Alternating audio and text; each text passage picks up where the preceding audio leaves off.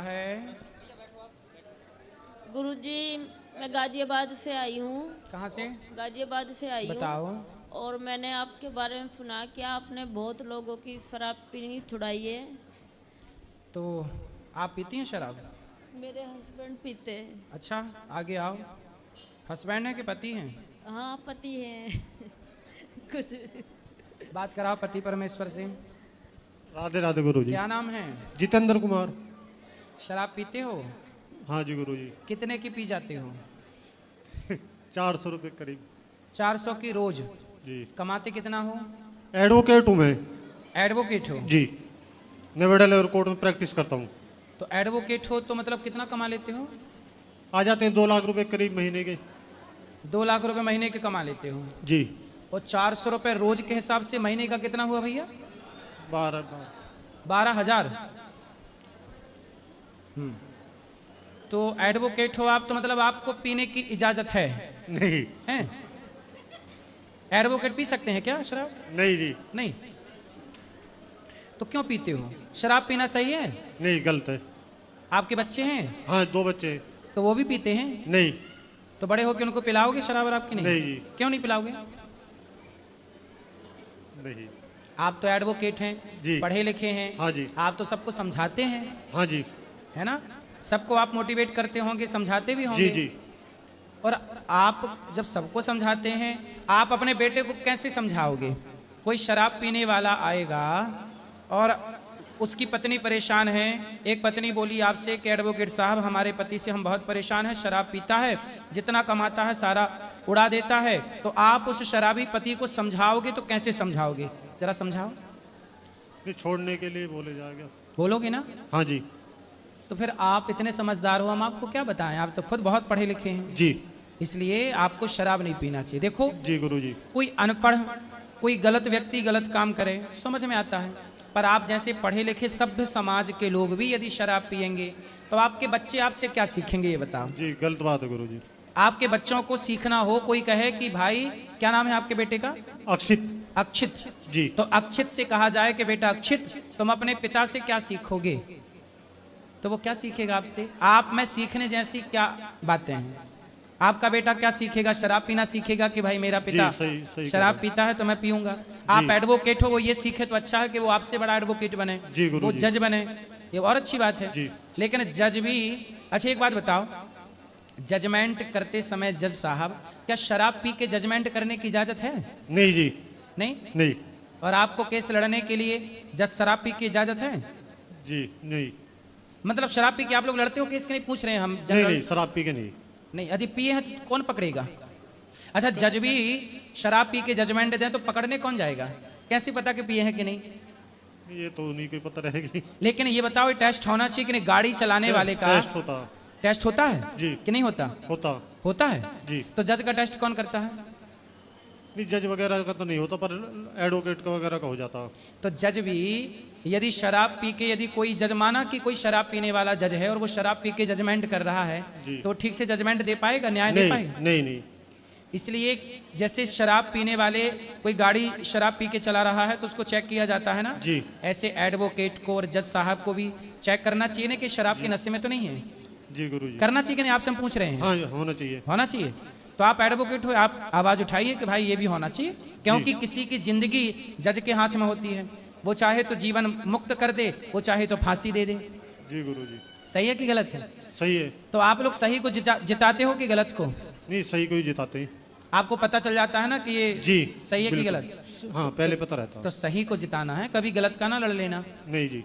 जैसे कुछ बलात्कारी होते हैं तो कुछ लोग उन बलात्कारियों का केस लड़ने लगे, जब पता है कि इसने बलात्कार किया। जी गुरुजी। तो उसका केस लड़ना सही है कि गलत है? लड़ते हैं रोजी रोटी के लिए। मतलब रोजी रोटी के लिए? ऐसी क्या रोजी रोटी साहब? क्या सच की रोजी रोटी नहीं मिल सकती? अच्छा ये बताओ, बलात्कारियों का केस ना लड़ें तो क्या एडवोकेट भूखे रह जाएंगे सारे? नहीं। क्या पेट भरने के लिए रोटी नहीं कमा पाएंगे? मिलेगी। मिलेगी ना जी। तो फिर क्यों किसी बलात्कारी को और जिस लड़की के साथ बलात्कार हुआ है उसे गलत ठहराया जा रहा है, और जिसने बलात्कार किया उसे बाइज्जत बरी किया जाएगा? तो ईश्वर भी तो रोते होंगे ना सब देख के। बिल्कुल। इसलिए मेरे भाई, मेरी आपसे प्रार्थना है, आप जज हैं, एडवोकेट हैं, जी। आप पे बहुत भरोसा रहता है लोगों का। जी। और आपसे सब लोग सीखते हैं। इसलिए आप जैसे पदों पर रहने वाले लोगों को, सबको मैं बोल रहा हूँ कि हाथ जोड़ के विनती कर रहा हूँ कि आप शराब तो ना पीजिए, कोई भी ऐसा काम ना करिए जिससे आपकी समाज, आपके बच्चे, आपके परिवार के लोग कहें कि यार ये इतना अच्छा आदमी हो, देखो गलत काम कर रहा है। जी गुरुजी। है ना? तो आज से नहीं पियोगे जी गुरुजी। शराब? जी। तो खाओ माँ कसम के शराब नहीं पियोगे। माँ कसम नहीं खा पियेंगे। शराब नहीं पियोगे? शराब नहीं पियेंगे। खाओ गीता की कसम के, मैं गीता की कसम खा के बोलता हूँ, जो कहूँगा सच कहूँगा, सच के सिवा कुछ नहीं कहूँगा, मैं शराब नहीं पीऊँगा। शराब नहीं पीऊंगा, गीता की कसम खाता हूँ। पक्का? पक्का। ताली बजाइए हमारे एडवोकेट साहब के लिए।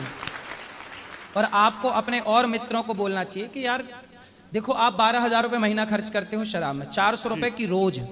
जी। आप सोचिए कि गौरी गोपाल आश्रम में 310 वृद्ध माताएं रहती। जी जी।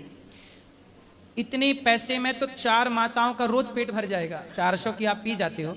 मैं भी शराब पी सकता हूँ कि नहीं? मैं भी पी सकता हूँ। हाँ पी सकते हो गुरु। लेकिन मैं सेवा करता हूँ पैसे से कि माताओं को भोजन मिले। जो बच्चे घर से निकाल देते हैं उन माओं की सेवा करते हैं। हम एक एक पैसे बचाते हैं कि हजारों संतों को भोजन मिल जाए। यहाँ 150 बच्चे पढ़ते हैं, आप पैसा बचा रहे हैं, 12,000 बच रहा है। उस 12,000 में किसी गरीब बच्चे को आप पढ़ा भी तो सकते हो ना? जी। अच्छा पढ़ा पाओगे? 12,000 में नहीं पढ़ा पाओगे। इससे पुण्य मिलेगा, इससे दुआएं मिलेंगी। शराब पी के क्या मिल रहा है? किसी बच्चे को पढ़ाओ, किसी बेटी का भी। आप तो देखो बहुत पढ़े लिखे हैं, किसी के काम, आपकी विद्या आदि किसी के काम नहीं आ रही है।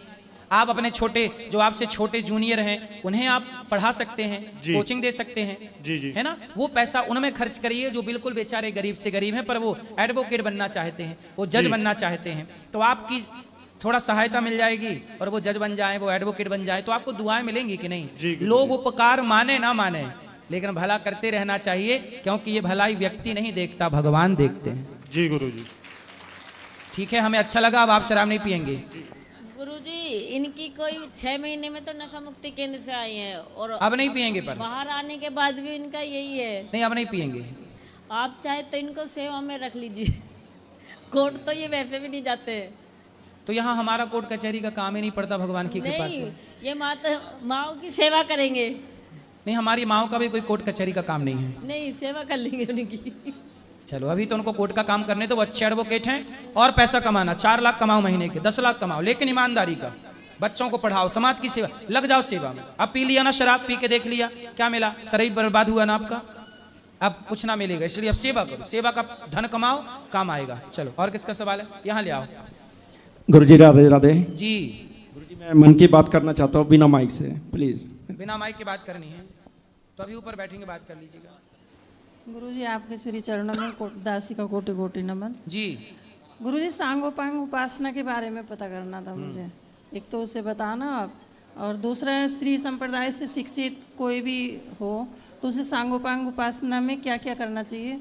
सांगोपांग मतलब सब कुछ शुरू से लेके आखिरी तक सब कुछ करना। भगवान जी को स्नान कराना, भगवान जी को वस्त्र पहनाना, भगवान जी को भोग लगाना, ध्यान करना। और श्री संप्रदाय में सबसे मुख्य बात है कैंकर्य, दास भाव। मैं भगवान की दासी हूँ, मैं भगवान का दास हूँ। इस दास भाव से जो करेंगे आप, वो सब कुछ भगवान को स्वीकार है। यदि प्रेम है तो शबरी के बेर स्वीकार हैं, भीलनी विदुरानी के छिलके स्वीकार हैं। और प्रेम नहीं था तो दुर्योधन के 56 भोग त्याग दिए कि नहीं भगवान? इसलिए प्रेम से जो आप करेंगे वो सब कुछ सांगोपांग है। और हमारे आचार्य जो हैं वो है रामानुजाचार्य जी। हाँ। तो उनकी आचार्य वाणी कौन सी है जो उनकी अध्ययन करने लायक? उनकी पूरी जीवनी जब पढ़ेंगे आप तो बहुत सारी पुस्तकें हैं, बहुत सारा ग्रंथ है। मैं आपको यहाँ से अवेलेबल करा दूंगा बहुत जल्दी। यहाँ पर चैतन्य प्रपन्नामृत, प्रपन्नामृत एक पुस्तक है, श्री संप्रदाय का पूरा बोध है।